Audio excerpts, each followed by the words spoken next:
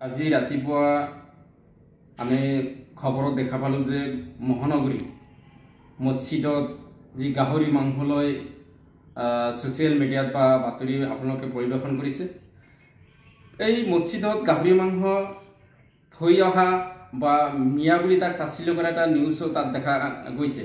গতিকে এনেকুৱা কাৰ্যক আমি অসমীয়া পৰিষদে তীব্ৰভাৱে গৰিহণা দিছোঁ আৰু এই কাণ্ডটো আচলতে মুখ্যমন্ত্ৰীৰ আওতাত এই কাণ্ডবোৰ হৈ আছে।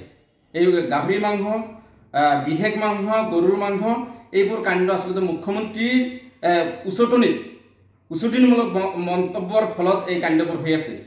ইফালে গৰুখুটিৰ যি গৰুচৰক সুৰক্ষা দিয়াৰ কাৰণে এই গৰুচৰৰ যে ইস্যুটো ডাইভাৰ্ট কৰাৰ কাৰণে মুখ্যমন্ত্ৰী এই গৰুৰ মাংসৰ এটা যধে মধে এই গৰু মাংসৰ গৰুৰ বেপাৰী কৰাসকলক ধৰিবলৈ আৰম্ভ কৰিছে। আমি আহ্বান জনাইছোঁ যে মাননীয় মুখ্যমন্ত্ৰী এই নাটকবোৰ বন্ধ কৰক, গৰু মাংস একেবাৰে বন্ধ কৰি দিয়ক, গৰু ব্যৱসায় একেবাৰে বন্ধ কৰি দিয়ক। আমাৰ ক'বলগীয়া নাই, গৰু মাংস মুছলমানসকলে নাখালেও হ'ব।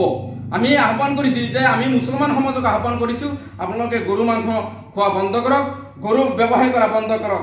দেখা যাওক কি হয়। আমি আইনৰ উৰ্ধত আমি আইনক সন্মান জনাওঁ। আইন যদি আচলতে গৰু মাংস খাবলৈ নিষেধ আছে আমি নাখাওঁ, এইটো স্পষ্ট কথা। আমি মুছলমান সমাজক আহ্বান কৰিছোঁ। কিন্তু মাননীয় মুখ্যমন্ত্ৰীয়ে এই গৰু মাংস বন্ধ কৰাৰ নামত, গৰু ব্যৱসায় বন্ধ কৰাৰ নামত মাজে মাজে এই নাটকবোৰ কৰি থকাটো আচলতে অসমৰ বাবে দুৰ্ভাগ্যজনক, অসমৰ বাবে ক্ষতিকাৰক। শেহতীয়াকৈ এই মাননীয় মুখ্যমন্ত্ৰীৰ যিবিলাক দুৰ্নীতি এই উদুঙাই দিয়াৰ ফলত এই ইফালে মুছলমান মিয়াসকলক, বৈধ নাগৰিকসকলক, পাৰ্টা থকা মানুহক উচ্ছেদ কৰিবলৈ আৰম্ভ কৰিছে। এই উচ্ছেদ আচলতে অমানৱীয়, অগণতান্ত্ৰিক, অসাংবিধানিক। গতিকে এই উচ্ছেদ আচলতে বন্ধ কৰিব লাগে। আৰু আমি অসমৰ সকলো বুদ্ধিজীৱী, অসমব্যাপী ৰাইজক আহ্বান কৰিছোঁ, এই মুখ্যমন্ত্ৰী এই সাম্প্ৰদায়িক আৰু অগণতান্ত্ৰিক, অসাংবিধানিক, সদায় অশোভনীয় কথা বাৰ্তা কৈ থকা এই মুখ্যমন্ত্ৰীৰ বিৰুদ্ধে গণতান্ত্ৰিক গণ আন্দোলন গঢ়ি তুলিব লাগে, যাতে এই অহা ২৬ৰ নিৰ্বাচনত তেখেতক আচলতে এই মাননীয় মুখ্যমন্ত্ৰীক শাসনৰ পৰা উফৰাই দিয়ে এটা শান্তিৰ অসম গঢ়াৰ কাৰণে যিখিনি আমি ব্যৱস্থা কৰিব লাগে, সাধাৰণপুৰীকে অসম সৃষ্টি কৰাৰ কাৰণে যি ব্যৱস্থা, এই ব্যৱস্থা গ্ৰহণ কৰিব লাগে আমি অসমবাসীক আহ্বান জনাইছোঁ। আৰু এই উচ্ছেদ অনতিপলমে বন্ধ কৰি বৈধ নাগৰিকসকলক শান্তিভাৱে থাকিবলৈ দিয়াৰ বাবে আমি অসমীয়া পৰিষদে অসম চৰকাৰক, অসম প্ৰশাসনক আমি আহ্বান জনাইছোঁ।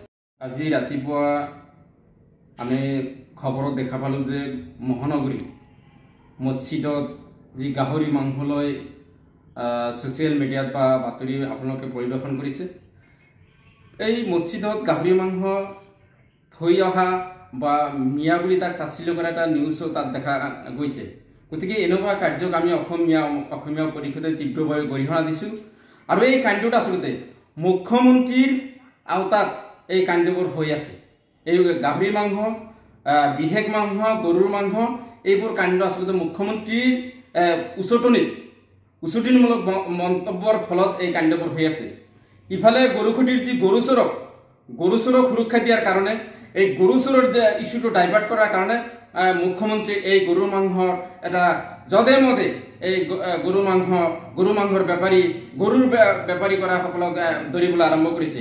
আমি আহ্বান জনাইছোঁ যে মাননীয় মুখ্যমন্ত্ৰী এই নাটকবোৰ বন্ধ কৰক, গৰু মাংস একেবাৰে বন্ধ কৰি দিয়ক, গৰু ব্যৱসায় একেবাৰে বন্ধ কৰি দিয়ক। আমাৰ ক'বলগীয়া নাই, গৰু মাংস মুছলমানসকলে নাখালেও হ'ব। আমি আহ্বান কৰিছোঁ যে আমি মুছলমান সমাজক আহ্বান কৰিছোঁ, আপোনালোকে গৰু মাংস খোৱা বন্ধ কৰক, গৰু ব্যৱসায় কৰা বন্ধ কৰক। দেখা যাওক কি হয়। আমি আইনৰ উৰ্ধত আমি আইনক সন্মান জনাওঁ। আইন যদি আচলতে গৰু মাংস খাবলৈ নিষেধ আছে আমি নাখাওঁ, এইটো স্পষ্ট কথা। আমি মুছলমান সমাজক আহ্বান কৰিছোঁ। কিন্তু মাননীয় মুখ্যমন্ত্ৰীয়ে এই গৰু মাংস বন্ধ কৰাৰ নামত, গৰু ব্যৱসায় বন্ধ কৰাৰ নামত মাজে মাজে এই নাটকবোৰ কৰি থকাটো আচলতে অসমৰ বাবে দুৰ্ভাগ্যজনক, অসমৰ বাবে ক্ষতিকাৰক। শেহতীয়াকৈ এই মাননীয় মুখ্যমন্ত্ৰীৰ যিবিলাক দুৰ্নীতি এই উদুঙাই দিয়াৰ ফলত এই ইফালে মুছলমান মিয়াসকলক, বৈধ নাগৰিকসকলক, পাৰ্টা থকা মানুহক উচ্ছেদ কৰিবলৈ আৰম্ভ কৰিছে।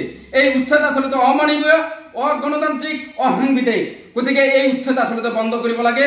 আৰু আমি অসমৰ সকলো বুদ্ধিজীৱী, অসমব্যাপী ৰাইজক আহ্বান কৰিছোঁ, এই মুখ্যমন্ত্ৰী এই সাম্প্ৰদায়িক আৰু অগণতান্ত্ৰিক, অসাংবিধানিক, সদায় অশোভনীয় কথা বাৰ্তা কৈ থকা এই মুখ্যমন্ত্ৰীৰ বিৰুদ্ধে গণতান্ত্ৰিক গণ আন্দোলন গঢ়ি তুলিব লাগে, যাতে এই অহা ২৬ৰ নিৰ্বাচনত তেখেতক আচলতে এই মাননীয় মুখ্যমন্ত্ৰীক শাসনৰ পৰা উফৰাই দিয়ে এটা শান্তিৰ অসম কৰাৰ কাৰণে যিখিনি আমি ব্যৱস্থা কৰিব লাগে হাতামপুৰীকে অসম সৃষ্টি কৰাৰ কাৰণে যি ব্যৱস্থা এই ব্যৱস্থা গ্ৰহণ কৰিব লাগে আমি অসমবাসীক আহ্বান জনাইছোঁ আৰু এই উচ্ছেদ অনতিপলমে বন্ধ কৰি বৈধ নাগৰিকসকলক শান্তিভাৱে থাকিবলৈ দিয়াৰ বাবে আমি অসমীয়া পৰিষদে অসম চৰকাৰক অসম প্ৰশাসনক আমি আহ্বান জনাইছোঁ।